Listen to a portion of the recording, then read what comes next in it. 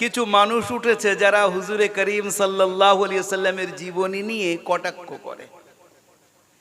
কিছু মানুষ উঠেছে যারা জানি না তাদের কি ভালো হয় যে ইসলামের প্রবর্তক কায়নাতের সর্বোৎকৃষ্ট ব্যক্তিত্বের জীবনী নিয়ে তারা উল্টো পাল্টা কথা বলে তাদের মনের কোনো শান্তি তো জীবনে পাবে না, আর আগুন ধরবে, কিন্তু তারা সেটা করেই চলেছে। কোনো মুসলমানকে দেখান তো একজনকে যে অন্য ধর্মের কোনো বড় মনীষীর ব্যাপারে জীবনে মুখ খোলে। আশ্চর্য হবেন, সাউথ আফ্রিকাতে আমাদের একজন শিক্ষক, আমাদের দাদা উস্তাদ হযরত কারি মোহাম্মদ তৈয়ব সাহেব রহমাতুল্লাহ আলাইহি, তিনি গিয়েছেন সাউথ আফ্রিকাতে ডারবানে। কথাটা ভালো করে শুনবেন। ডারবানে গেছেন তো ওনার একটা ব্যাগের প্রয়োজন। তা বলছে ডারবান যেমন আমাদের এখানে বোম্বাই, সাউথ আফ্রিকার ডারবান ঠিক সেই জায়গায় ব্যবসার সবচেয়ে বড়। এমনিতে জোহান্সবার্গ বলা হয়, কেপটাউন বলা হয়, বড় বড় শহর আছে, কিন্তু ডারবানটা বোম্বাইয়ের মতো মনে করেন। উনি বললেন বাবু আমার একটা ব্যাগ লাগবে। ছাত্ররা বলল, মুরিদরা বলল, হুজুর ডারবানের সবচেয়ে বড় যে ব্যাগ ফ্যাক্টরি আছে, কোম্পানি আছে, তার শোরুমে আপনাকে নিয়ে যাব। আর লাভের লাভ এটা হবে যে সেই শোরুমের মালিক যে সে একজন ইহুদি। আর আমি বাংলা ভাষায় অনেক জায়গায় বলি, আপনাদের হাসি লাগবে, ইহুদিরা হলো একেবারে জিলিপির মতো সোজা। আপনাদের এলাকায় জিলিপি সোজা হয় নাকি? হ্যাঁ, আমি তো আমার জীবনে দেখিনি, কিন্তু বলি কেন, এটা উল্টো বোঝার জন্য। এ জাতি এমন সর্বনাশী জাতি, এ যে এদেরকে হত্যা করেছিল আপনারা জানেন, জার্মানির মধ্যে হিটলার, অ্যাডলফ হিটলার। ও বলেছিল, বা উনি বলেছিলেন, যাই বলি তার সম্মানে পদের মর্যাদা রেখেই বলছি, যে আমি ইচ্ছা করলে সব ইহুদিকে শেষ করতে পারতাম, কিন্তু কিছু বিশ্বের জন্য রেখে যাচ্ছি, যাতে বিশ্ব বুঝতে পারে যে তৃতীয় বিশ্বযুদ্ধ যদি হয় তার পিছনের মূল কারণে ইহুদিরা হবে। তিনটে চিঠি লিখে গেছে, তার মধ্যে ওটা হিটলার বলে গেছে। আজকেকার পেপারে আপনারা দেখবেন একটা কচি বাচ্চা, একটা ভাঙা ঘর, পুরো ঘর সেখানে বোম মেরে ভেঙে দেওয়া হয়েছে। বাচ্চাটা তার মধ্যে পড়ে একটু ভেঙে গেছে, সেখান থেকে দুটো করুণ চোখ দিয়ে বাইরের দিকে দেখছে, আমাকে কেউ একটু বার করো। দ্বিতীয় বিশ্বযুদ্ধ 1939 থেকে 1945 পর্যন্ত হয়েছিল। 6 আগস্ট 9 আগস্টে নাগাসাকি, হিরোশিমা দুটো শহর হলো জাপানের, সেখানে আমেরিকা আক্রমণ করেছিল, অ্যাটম বোম মেরেছিল। অ্যাটম বোম তখন যতটা মারা হয়েছিল তার থেকে কয়েক গুণ বেশি, যদিও বা অ্যাটম মারা হয়নি। 70,000 টন বোম এই পর্যন্ত গাজাতে মারা হয়েছে। 70,000 টন।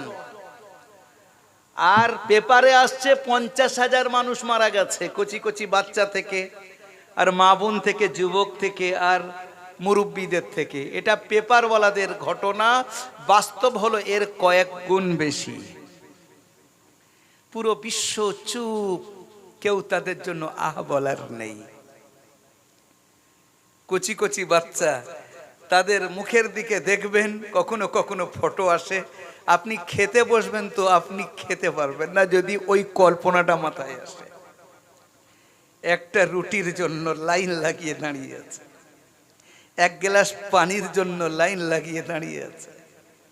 নিজের সামনে নিজের পুরো বংশ শেষ হয়ে গেছে, কচি বাচ্চা তাকে আ বলবে, মাথায় হাত রাখবে, এমন কেউ নেই। পুরো বিশ্ব চুপ করে আছে। আর এই বর্বরচিত পুরো পৃথিবীর যত কানুন আছে, সব কানুন এ কথা বলে কখনো হসপিটালের উপরে আক্রমণ করা যাবে না, কখনো স্কুলের উপরে আক্রমণ করা যাবে না, কিন্তু ওরা ধরে ধরে হসপিটালের উপরে গিয়ে বোম মারছে, স্কুলের উপরে গিয়ে বোম মারছে। মাসুম বাচ্চারা সেখানে শেষ হচ্ছে, আর পিছন থেকে ইন্ধন যোগাচ্ছে আমেরিকা, পরিপূর্ণ সাপোর্ট করে যাচ্ছে। আমরা চুপ, শুধু চোখ থেকে পানি ঝরাতে পারি আর কাঁদতে পারি, আল্লাহর কাছে বলতে পারি, তাও হয়তো সবাই করি কিনা জানি না। এ কাজটা কারা করছে? ওই ইহুদিরা। এদের ব্যাপারে কোরআন কি বলছে শোনেন। হঠাৎ কথাটা এসে গেছে, আমি একটু কথা আপনাদেরকে বলে যাচ্ছি এ জাতি কেমন। কোরআনকে জিজ্ঞাসা করেন মুসলমানদের সবচেয়ে বড় শত্রু কারা? কোরআন কি বলছে? লাতাজিদান্না আশাদ্দান নাসি আদাওয়াতাল লিল্লাযিনা আমানুল ইয়াহুদ। মুসলমানদের ঈমানদারদের সবচেয়ে বড় শত্রু হলো ইহুদিরা। কোরআন বলছে, এটা আমার কথা না। আর তখন থেকে মুহাম্মদ রাসূলুল্লাহর যুগ থেকে আজও পর্যন্ত করে যাচ্ছে। দুটো তিনটে কথা আপনাদেরকে বলছি। আল্লাহর রাসূলকে 3 বার হত্যা করার চেষ্টা করেছিল এরা। দুজন নবীকে তো ডাইরেক্ট একজনকে কড়া দিয়ে কেটেছে, আর একজনকে জবাই করেছে, 2 বাপ বেটাকে। বাপের নাম হযরতে জাকারিয়া আলাইহিস সালাম, ছেলের নাম হযরতে ইয়াহইয়া আলাইহিস সালাম। হযরতে ইয়াহইয়া আলাইহিস সালামকে তো জবাই করেছে ইহুদিরা, জাকারিয়া আলাইহিস সালামকে করাত দিয়ে কেটেছিল। আর নবী করিম সাল্লাল্লাহু আলাইহি সাল্লামের পরিস্থিতিটা 3 বার ঘটেছে ঘটনা। একবার আল্লাহর রসুলকে দাওয়াত করেছে একটা ইহুদি মহিলা, খয়বরের যুদ্ধে দাওয়াত করেছে যে আপনাকে দাওয়াত করছি, আপনি আমার বাড়িতে একটু খেতে আসবেন। হুজুর সাহাবাদেরকে সঙ্গে নিয়ে সেখানে গেছেন, খেতে বসেছেন, ছাগলের গোশত রান্না করেছে সেই মহিলা। হুজুর একটা লোকমা মুখে তুলেছেন, আরেকজন সাহাবী তার নাম হলো বশির বিন বারা, তিনি এক লোকমা খেয়ে ফেলেছেন। হুজুর মুখে লাগিয়েছেন, সঙ্গে সঙ্গে বলেন এই কেউ খেও না, এতে বিষ দেওয়া আছে। সাহাবায়ে কেরামরা বলছেন, ইয়া রাসূলুল্লাহ আপনি মুখে নিয়েছেন, বশির বিন বারা তো ওখানেই ইন্তেকাল হয়ে গেছে একটু পরেই। আর হুজুর ওই মহিলাকে ডাক করিয়ে বলছেন, তুমি বিষ দিয়েছো এতে? বলছে হ্যাঁ। কেন দিয়েছো? বলে আপনি যদি সত্য নবী হন তো আল্লাহ আপনাকে বলে দেবেন, মিথ্যা নবী হলে আপনার থেকে বেঁচে যাব। হুজুরের ওই বিষের প্রতিক্রিয়া এমন হয়েছে, আম্মাজি হযরতে আয়েশা সিদ্দিকা রাদিয়াল্লাহু তাআলা আনহা বলছেন যে হুজুরের মাথা মুবারক আমার কোলে ছিল, ইন্তেকালের সময় হুজুর বলছেন যেন আমার এই রগটা, শিরাটা ওই বিষের বিষক্রিয়ার কারণে যেন কেটে যাচ্ছে, এত কষ্ট হচ্ছে।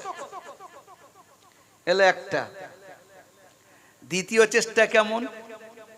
নবী করিম সাল্লাল্লাহু আলাইহি ওয়াসাল্লামের সঙ্গে ইহুদিদের একটা সন্ধি হয়েছিল যে যখন আমাদের প্রয়োজন পড়বে তোমরা আমাদের সাহায্য করবে, তোমাদের প্রয়োজন পড়লে আমরা তোমাদের সাহায্য করব। কারণ মদিনার বাসিন্দা ইহুদিরা, মুসলমানরা সবাই। এর অনেক লম্বা ঘটনা, আমি শর্টে শুধু ইঙ্গিত করছি।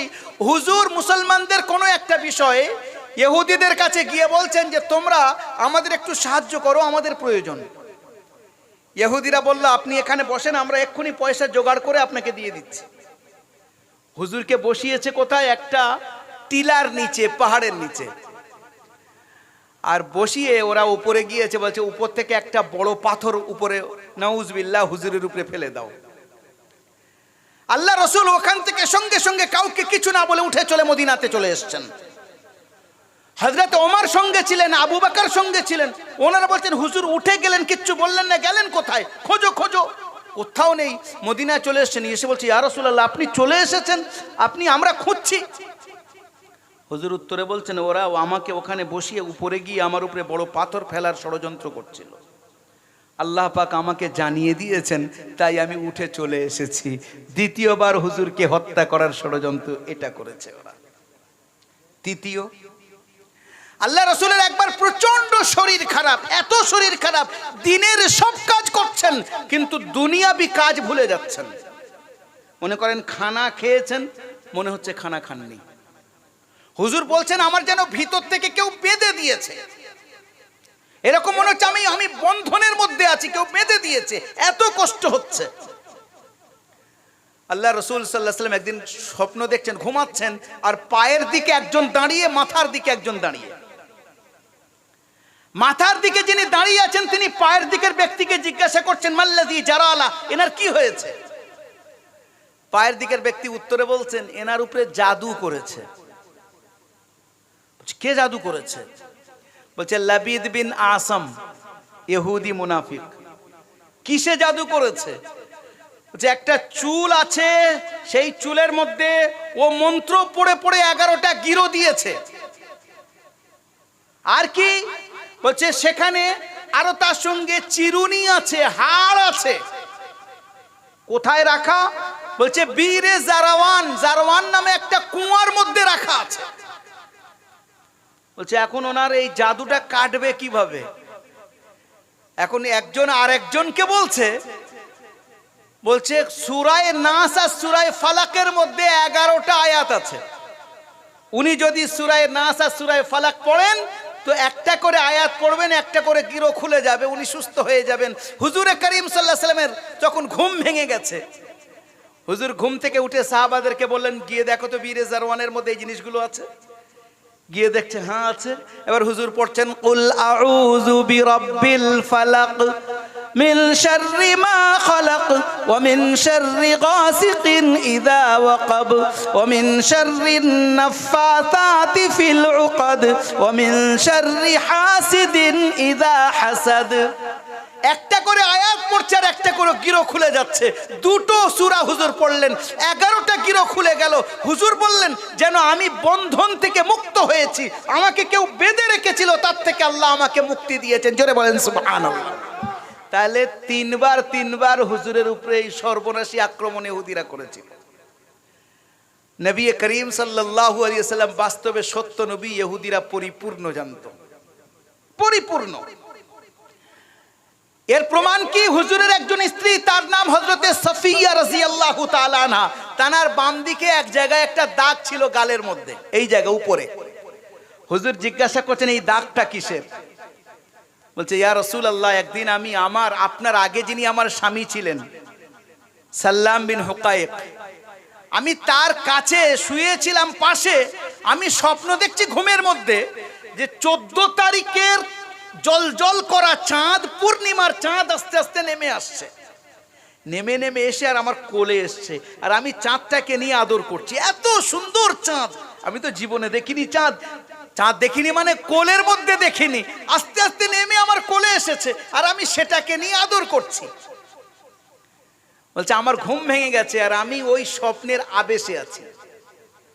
সেই সময় আমার স্বামীর ঘুম ভেঙে গিয়েছে, উঠে বলছে তুমি জেগে বসে আছো, বিষয় কি, কোনো অসুবিধে? বলছে না অসুবিধে না, জানো খুব সুন্দর স্বপ্ন দেখেছি একটা। আচ্ছা স্বপ্ন সুন্দর কি অসুন্দর আমি আপনি কি করে জানবো? আপনি মনে করবেন স্বপ্নটা খুব ভালো, হতে পারে স্বপ্ন খুব খারাপ। আর আপনি মনে করতে পারেন স্বপ্নটা খুব খারাপ, হতে পারে খুব ভালো। নবী করিম সাল্লাল্লাহু আলাইহি ওয়াসাল্লামের কাছে হযরতে উম্মে আইমান রাদিয়াল্লাহু তাআলা আনহা এসে বলছেন, ইয়া রাসূলুল্লাহ, ইয়া হাবিবাল্লাহ, হুজুর আমি একটা স্বপ্ন দেখেছি, খুবই খারাপ স্বপ্ন। আমি ওই স্বপ্নে যাচ্ছি, কথায় আসছি এক্ষুনি। একটা স্বপ্ন দেখেছি খুব খারাপ। হুজুর বলছেন কি স্বপ্ন দেখেছো? ইয়া রাসূলুল্লাহ বলতে পারছি না, খুব খারাপ স্বপ্ন। বলো তো। হুজুর সেই হযরতে উম্মে আইমান উত্তরে বলছেন, ইয়া রাসূলুল্লাহ আমি স্বপ্ন দেখছি আপনার শরীরের কোনো একটা অংশ কেটে গেছে, কাটা আপনার শরীরের একটা টুকরো মুবারক আমার কোলে রাখা আছে, তার থেকে রক্ত গড়াচ্ছে।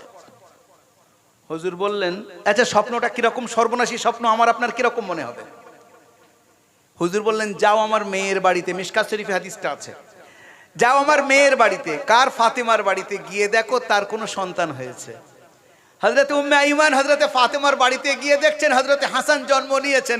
হযরতে উম্মে আইমান হযরতে হাসান রাদিয়াল্লাহু তাআলা আনহুকে কোলে নিয়ে আর হুজুরের কাছে এসেছেন, ইয়া রাসূলুল্লাহ দেখেন মাশাআল্লাহ কি সুন্দর বাচ্চা হয়েছে, আপনার মতো দেখতে হয়েছে। হুজুর বললেন স্বপ্ন বুঝতে পেরেছো? স্বপ্নের ব্যাখ্যা বুঝতে পেরেছো? এবারে তুমি যে দেখছিলে আমার শরীরের অংশ কেটে কোনো টুকরো তোমার কোলে এসেছে, হাসান তো আমারই শরীরের অংশ, সেটা তোমার কোলে এসেছে। জোরে বলেন সুবহানাল্লাহ। হযরত ইমামে আযম আবু হানিফা রাহিমাহুল্লাহর কাছে একজন গিয়ে বলছে, হুজুর আমি স্বপ্ন দেখেছি। কি স্বপ্ন? বলছে হুজুর আমি স্বপ্ন দেখেছি আমি কেবলমাত্র ডিম খাচ্ছি, ডিমের সাদা অংশটা খাচ্ছি আর কুসুমগুলো বাদ দিচ্ছি। এ কোনো স্বপ্নের হাত পা আছে? ওই খাচ্ছি আবার কি স্বপ্ন?